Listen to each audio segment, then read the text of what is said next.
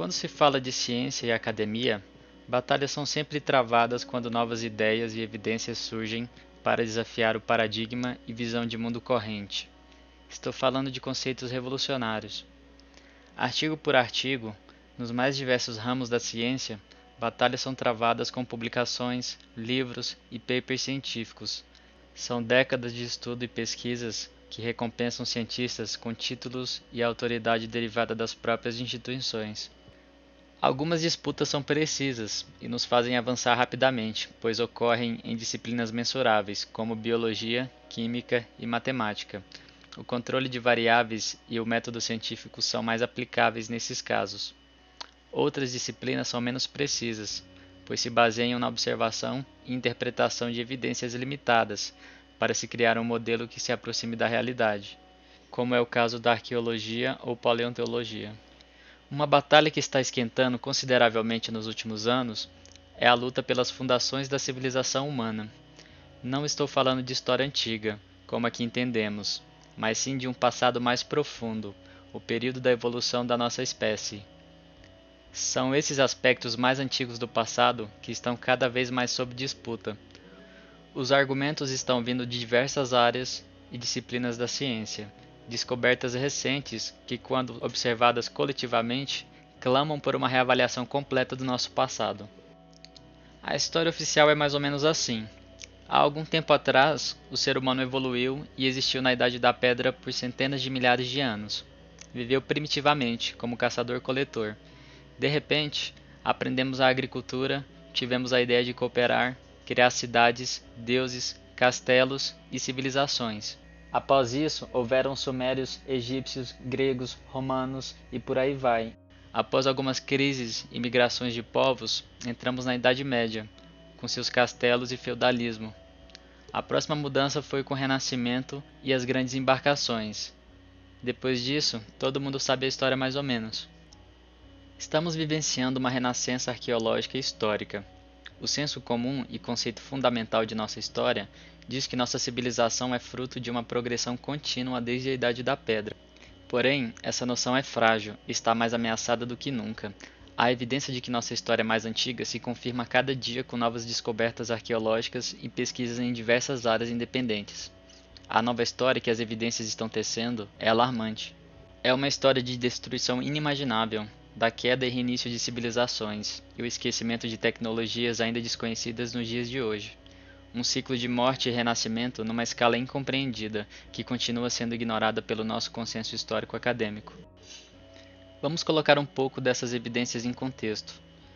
Nesse artigo de 2006, é listada a suposta cronologia da humanidade. A história segue assim. Os humanos modernos surgem no planeta há 195 mil anos. Por dezenas de milhares de anos nada acontece, até que 50 mil e 30 mil anos atrás surgem os primeiros indícios de arte e de cultura primitiva. E então, enquanto estávamos todos na Idade da Pedra, por volta de 12 mil anos atrás, os humanos chegaram nas Américas pelo Estreito de Bering. A Idade da Pedra acaba logo em seguida, há 6 mil anos atrás, com o surgimento das primeiras civilizações mesopotâmicas e aí por diante. A ideia passada nessas timelines e cronologias é de um progresso suave e contínuo do passado em direção a um futuro cada vez mais desenvolvido. Agora vou te mostrar algumas pesquisas e notícias sobre descobertas históricas e arqueológicas desde essa época e como elas deveriam ter alterado a nossa timeline. Um fóssil que foi encontrado no Marrocos adicionou 100 mil anos à idade dos humanos modernos, colocando o surgimento da nossa espécie a pelo menos 300 mil anos atrás. Nova evidência genética encontrada em fósseis de Neandertais estima que tenhamos divergido deles por um ancestral comum há pelo menos 600 mil anos. Não apenas isso, mas a descoberta de novas espécies de hominídeos, como o Homo floresiensis ou os Denisovans, estão provando que a nossa origem é mais complexa do que acreditávamos.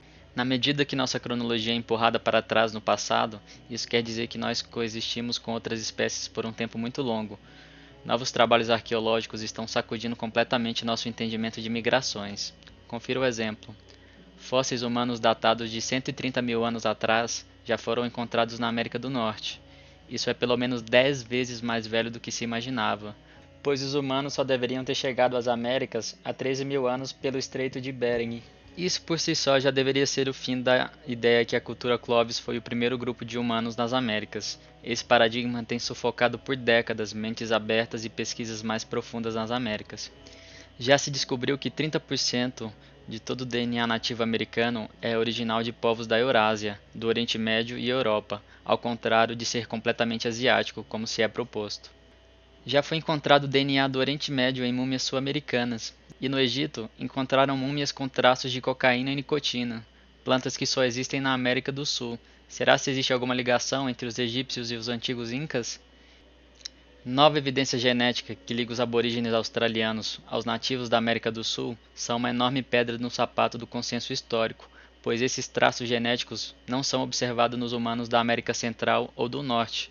Isso desafia toda a noção que temos da migração humana, pois o mesmo DNA deveria ser encontrado na América Central ou América do Norte, mas o que parece é que ele simplesmente cruzou o oceano. Estamos falando de populações grandes o suficiente para deixar indicadores genéticos, que cruzaram o Oceano Pacífico muito antes do que supostamente poderíamos ter feito. E quando entramos no território de civilizações antigas, a história começa a ficar ainda mais intrigante, com muitas descobertas indicando um passado obviamente avançado e cada vez mais antigo. Acreditávamos que a civilização surgiu há 6.000 anos atrás, porém, a descoberta do sítio megalítico de Göbekli Tepe empurra essa data para pelo menos 13.000 anos atrás. De acordo com o Instituto Arqueológico Alemão, o lugar parece ter sido utilizado como um centro de distribuição de tecnologia e foi enterrado de propósito há 2.000 anos atrás, após milênios de uso e habitação humana. A datação da esfinge do Egito também está sendo colocada em xeque. O professor de geologia pela Universidade de Chicago, Robert Schoch, acredita que a esfinge tenha pelo menos 10.000 anos de idade, podendo ser muito mais velha. A sua análise geológica leva em consideração o padrão de erosão vertical ao redor da esfinge, que só pode ser causado por uma exposição prolongada a chuvas. Uma estrutura piramidal massiva foi encontrada na Indonésia, no sítio chamado Gunung Padang. Apenas pelas datações de carbono feitas no material orgânico do complexo, a idade da civilização se aprofunda para pelo menos 25.000 anos atrás. Saímos de 6.000 anos para 12 e agora 25. E o buraco é muito mais profundo e estranho do que se possa imaginar.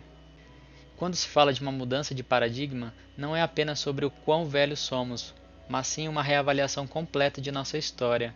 Existe uma categoria completa nesse debate só para isso. O que quero dizer é que, de várias formas, nosso entendimento atual da história não faz o menor sentido quando se analisa o assunto de perto. Contradições e mistérios na nossa história sempre atraíram a atenção de mentes questionadoras, apesar do esforço do consenso de afirmar que as teorias são apenas ilusões. Essas evidências se escondem na nossa frente, em livros e na evidência megalítica encontrada em diversos sítios antigos pelo mundo. Considere o Egito Antigo, que supostamente surgiu diretamente da Idade da Pedra. Esses povos são da Era do Bronze, como a própria história nos diz, e não tinham capacidade de minerar granito. Veja meu vídeo anterior. A hipótese já foi testada, é fisicamente impossível. Por que então o período do Reino Antigo é tão rico com estruturas de granito e pedras de dezenas de toneladas? Como os artefatos e estruturas massivas foram construídos? Isso sem mencionar o tamanho e precisão requerida para se construir as pirâmides. Além de todos os traços e marcas de ferramentas avançadas, ferramentas que nunca foram encontradas nem mesmo em ilustrações egípcias. Recentemente, um museu de Los Angeles teve que transportar uma pedra de 340 toneladas, o que não dá metade do peso de algumas estátuas egípcias esculpidas de um bloco apenas. Para realizar o feito, tiveram que construir um longo caminhão customizado com mais de 180 rodas que levou quase uma semana para transportar a pedra por apenas 100 km de distância. Os colossos de Memnon, encontrados no Egito, são estátuas massivas de um tipo de quartzo e a área mais próxima do Egito que se encontra esse tipo de pedra é a 400 km de distância. Após o período do reinado antigo, os egípcios supostamente continuaram construindo pirâmides, estátuas e arte. Porém, eles nunca conseguiram igualar o nível de habilidade observada no antigo reinado. Quer ver uma anedota que pode provar que toda essa cronologia está errada? Este ovo de avestruz foi encontrado na Núbia, em uma tuba cujo corpo foi datado de 7.000 anos atrás. Nele podemos ver claramente 3 estruturas piramidais, e um traçado que nos lembra o mesmo formato do rio Nilo. Será se isso pode ser uma ilustração das pirâmides do Egito, Geograficamente está tudo certo e não há chance de ser as pirâmides do Sudão, pois elas só foram construídas milênios depois.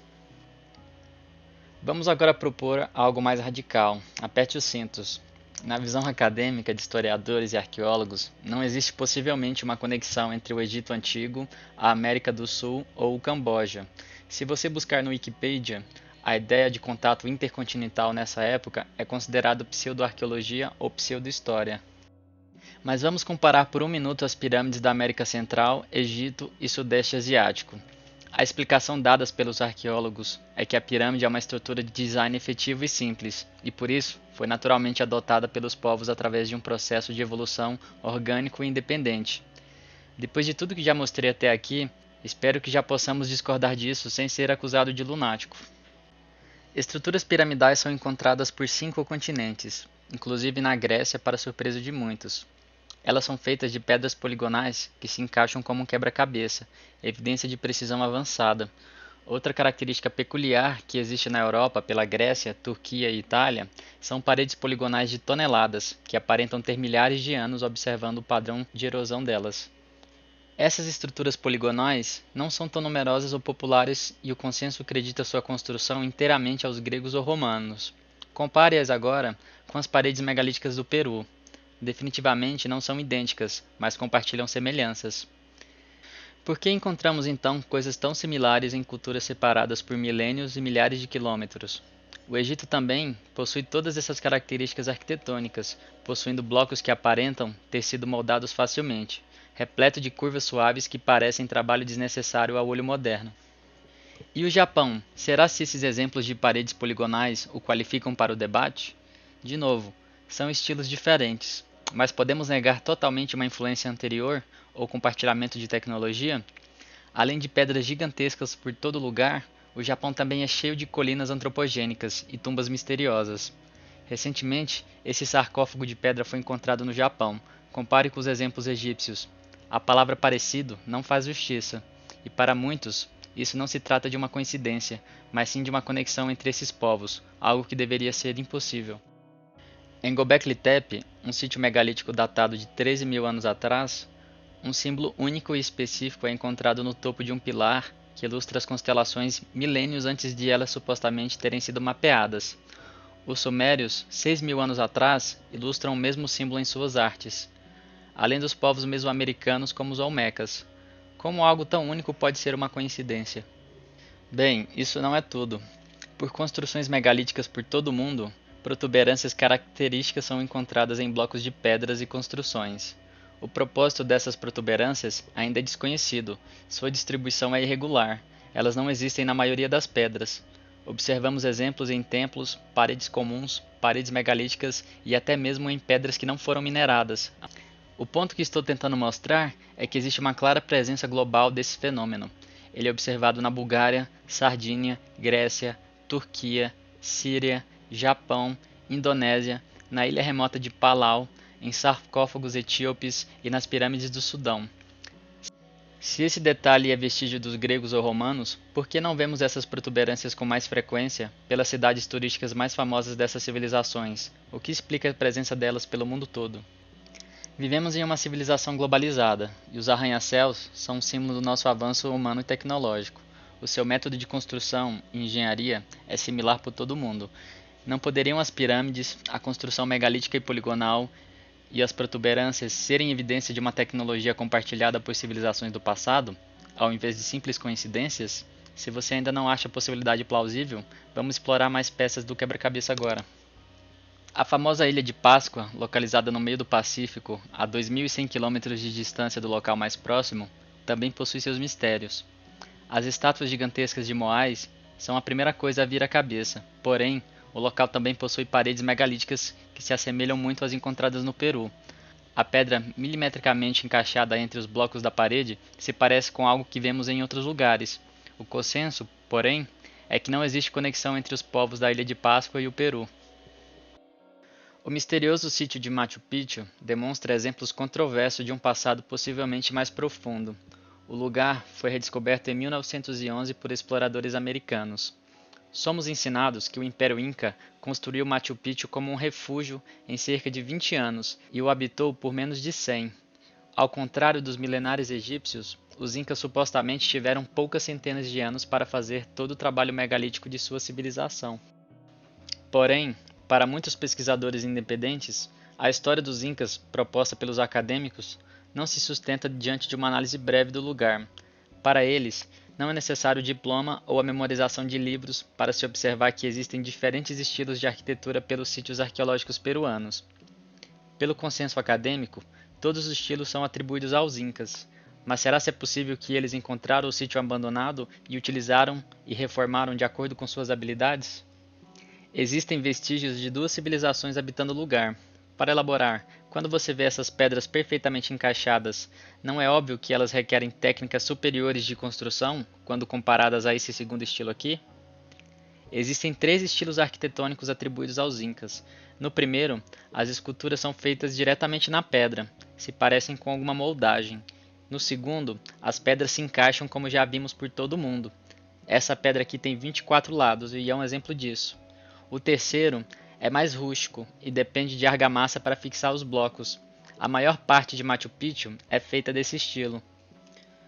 O consenso histórico afirma que o estilo refinado é mais novo, porém, isso não faz sentido nenhum segundo a própria tese acadêmica.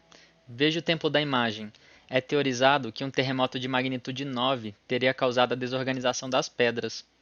Mas como é possível que um terremoto causou isso, ao mesmo tempo que deixou intacto os níveis superiores das paredes rústicas encontradas por toda Machu Picchu? É evidente que os níveis superiores, mais rústicos, são mais novos. A maioria das construções de Machu Picchu são desse estilo, que corresponde de fato com a tecnologia dos Incas. Se os Incas realmente tiverem construído isso, alguém me explique, é assim que civilizações funcionam? Elas começam com o mais alto nível de tecnologia, manipulando megalíticos de 100 toneladas, para, em poucas décadas, esquecerem de suas técnicas em empilharem blocos irregulares com argamassa? Se as construções são todas da mesma idade, por que existe tamanho contraste de tecnologia por todo lugar? Essas são as ferramentas utilizadas pelos Incas. Eles realmente fizeram tudo isso apenas com algumas centenas de anos, com ferramentas de pedra? Eles supostamente tiveram tempo para construir sítios megalíticos por milhares de quilômetros. Mas no caso de Machu Picchu, que deveria ser um palácio real, resolveram violar os próprios padrões arquitetônicos? Não me parece o refinamento apropriado para um rei. Se você for até a capital Cusco, também verá por todas as paredes métodos completamente diferentes em nível de sofisticação. As camadas mais antigas, por baixo, possuem encaixes perfeitos, com pedras de dezenas de ângulos, além das características protuberâncias encontradas similarmente por todo o mundo em outras culturas antigas. O que podemos concluir do trabalho de precisão em Pumapuco ou Tiwanaku, ou as paredes colossais de Sacsayhuaman? Por que tantos desses sítios mostram vestígios de destruição massiva em algum ponto no passado? Esses lugares são cheios de mistérios, e o fato é que não temos evidências que os Incas construíram tudo isso com instrumentos primitivos. É possível também perceber indícios de vitrificação em pedras, que indica algum tipo de acabamento especial ou altíssima temperatura aplicada aos blocos. Para muitos geólogos, é claro que houve algum tipo de tratamento químico, e eles já testaram. Já tem décadas que todas essas pedras são testadas por cientistas e geólogos russos, franceses e universidades peruanas, e temos análises de composição das pedras dos diferentes sítios megalíticos. Não vou entrar no assunto agora, mas há indícios de algum tipo de geopolímero, o que implica em pedras artificiais, moldadas como se fossem algum tipo de concreto. Não sei se a teoria está correta, mas explica melhor as coisas do que lapidamento com pedras. Temos que começar a levar em consideração a história oral desses povos antigos. No caso dos Incas, eles próprios atribuem os trabalhos megalíticos de Sacsayhuaman e outros lugares a diferentes povos milênios no passado. Por que a arquitetura megalítica em tantos diferentes lugares do mundo se aproximam tanto se foram feitos por civilizações separadas por milênios e milhares de quilômetros de distância?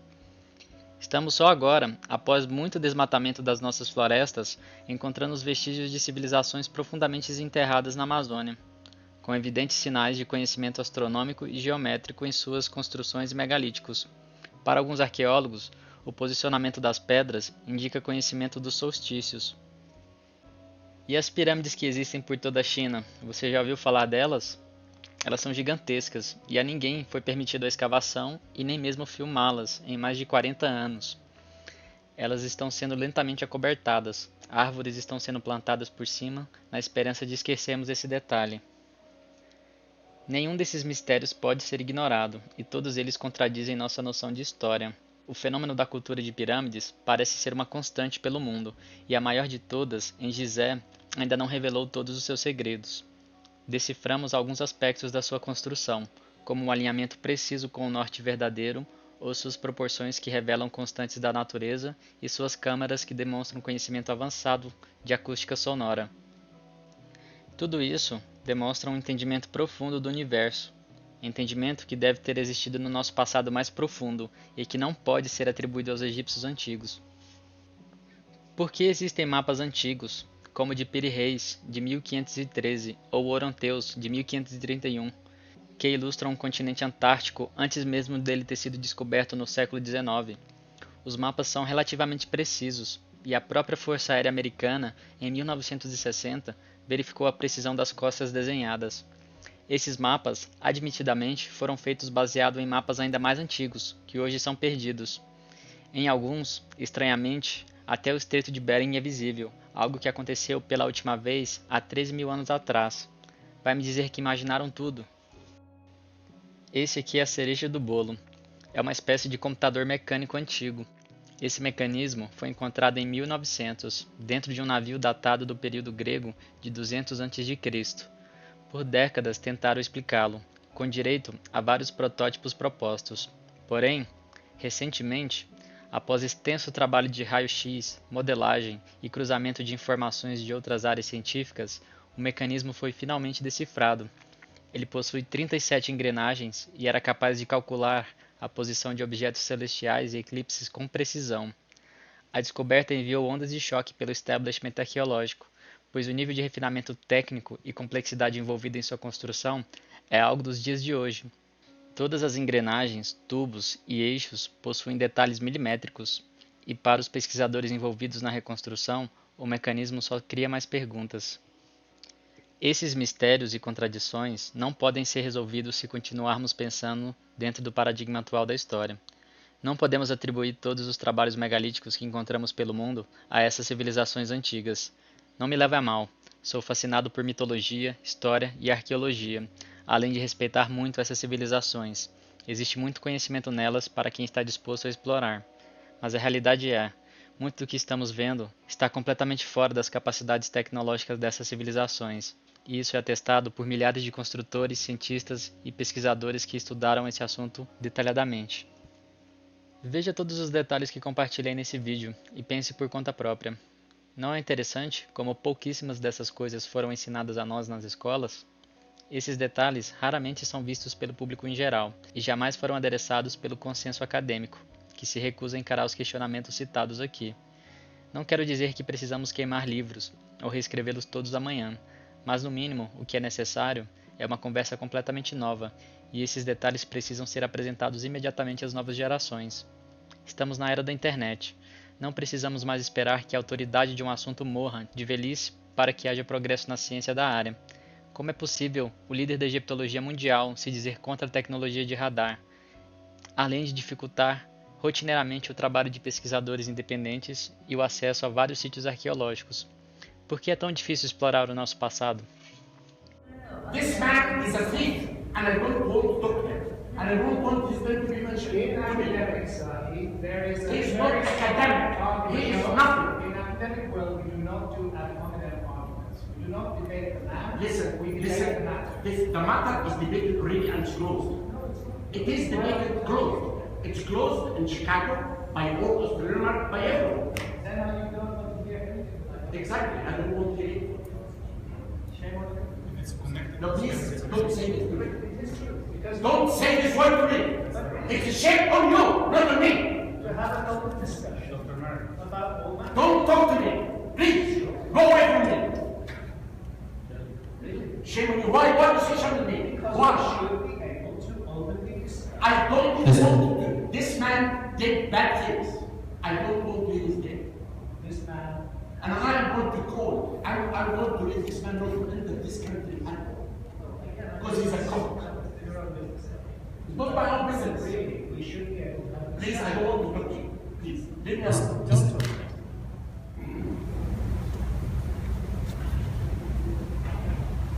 So basically, you're saying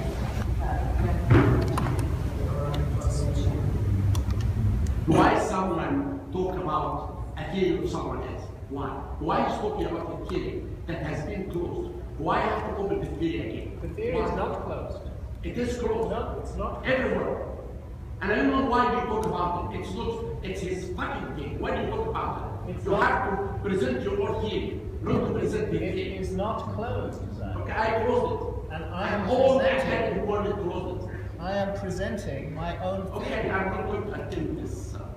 I have I'm going to written give my books with talk. Mr. Bobby. I'm not going to attend this. Even before a word is exchanged, one image, and Mr. Hawass leaves the room. Existe, entretanto, uma chave capaz de resolver esse mistério. Uma solução que parece fazer sentido diante de todas essas contradições. Essa solução chega a nós por um campo adjacente da ciência, por uma série de descobertas feitas nos últimos 20 anos. É uma bomba na nossa cronologia oficial e destrói toda a premissa de um desenvolvimento progressivo e contínuo desde a Idade da Pedra. Se existissem mentes abertas e fôssemos honestos e receptivos para aceitar novas descobertas, talvez já teríamos reescrevido a história humana. A chave para o mistério se chama Cataclismo do Dryas Jovem. Ele aconteceu por volta de 12.800 anos atrás e mudou completamente a face da Terra. A evidência hoje é que o planeta passou por cataclismos catastróficos nesse período, muito provavelmente causados por impactos cósmicos, explosões aéreas de fragmentos de um grande cometa. Esses eventos causaram o derretimento das geleiras, incêndios globais e praticamente exterminaram a megafauna das Américas. Estima-se que o nível do mar tenha subido dezenas de metros em apenas um ano. Isso após o tsunami global imediato e o derretimento das geleiras sobre a América do Norte e Europa. Estamos nesse nível de mar até hoje. Nossas áreas costeiras e continentes tinham fronteiras completamente diferentes. Sem dúvida foi um período muito obscuro para qualquer tipo de vida na Terra, e qualquer coisa parecida com civilização teria sido apagada. O aspecto inegável desse evento é que toda a nossa história e evidência para a civilização vem logo após esse cataclismo global. Por que será?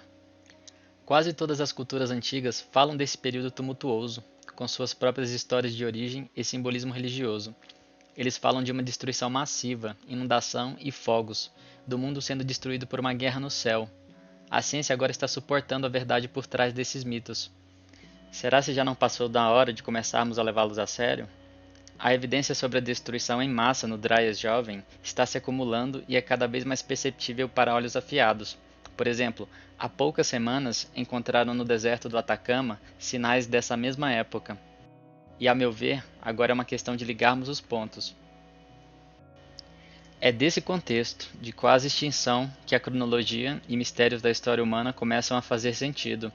Ela se torna uma história de herança e queda de civilizações que existiram no passado, que foram consumidas por eventos apocalípticos, mas ainda assim deixaram traços evidentes de sua grandeza, arquitetura e artefatos, além do conhecimento encriptado nas culturas e religiões dos povos que seguiram a queda.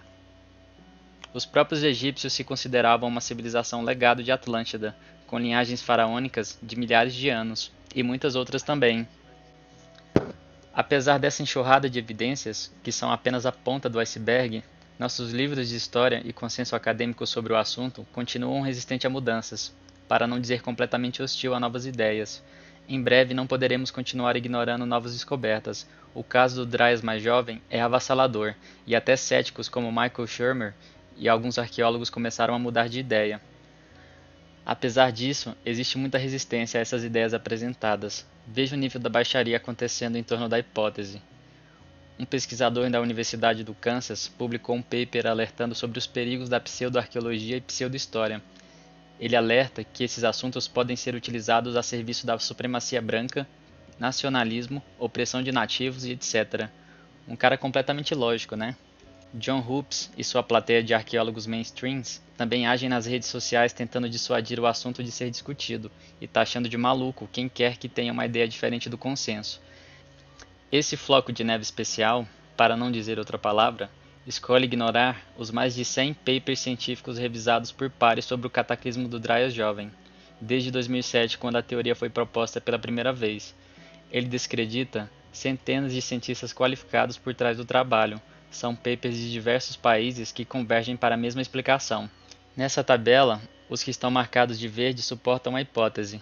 As outras cores são críticos ou discordam. Apesar de não estar envolvido em nenhum desses papers ou disciplinas por trás deles, o mainstream arqueológico simplesmente acusa as pesquisas de serem enviesadas. No Wikipedia, o assunto é tratado como uma teoria improvável, porém não cita a literatura científica que mencionei, e só falta chamar de pseudociência a hipótese. De forma não surpreendente, é o próprio arqueólogo professor que vem alterando e editando o artigo do Wikipedia em favor do consenso mainstream. Ele deve achar que eu e você somos burros. Pessoal, se tiver gostado do vídeo, deixa um like aí, subscribe, e se vocês gostarem aí, talvez eu faça mais. Esse assunto ele é muito vasto.